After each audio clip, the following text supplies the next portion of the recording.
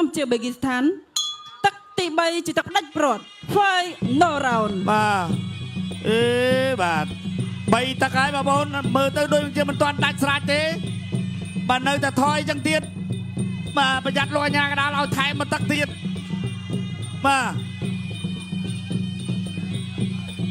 អត់ទាន់ចាញ់ទាត់ជើងក្រោមធីរ៉ាទាត់ជើងសងមួយទៀតពីបង្គោលខៀវអូអ្នកទៅពីដៃធន់ដូចគ្នា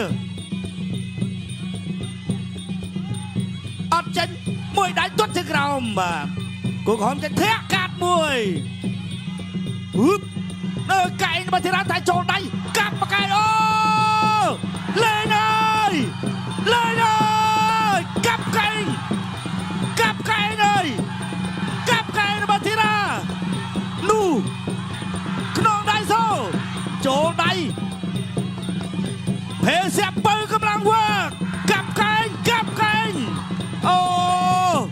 អត់អីបាទអត់អីណែលាកវត្តកតុយមកជើងពីបង្គោលខៀវ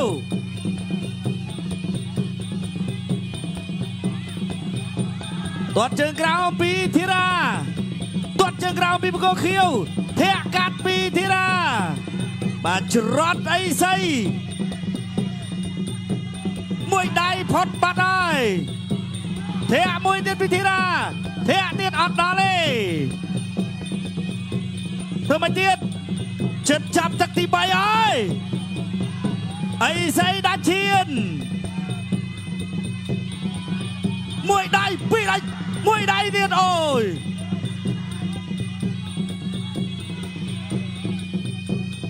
ហូមួយដងនេះចូលអត់អីទេនេះអានឹងបានគេហៅថាអ្នកប្រយុទ្ធទាត់មួយជើងពីបង្គោលខៀវគូក្រហមនៅតែចុតញាក់បន្តិច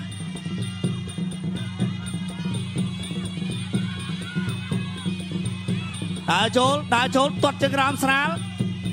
ញាក់ចេញអត់អីទេកាប់កែងរបស់ធីរ៉ាអូយ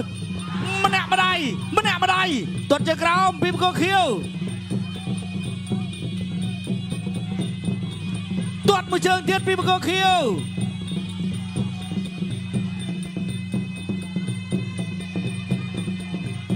ទាត់ជើងពីបង្គោលខៀវ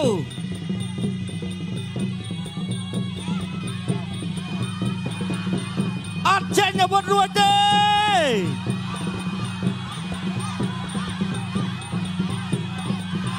មួយដៃពីធីរ៉ាចាប់ទឹកទី3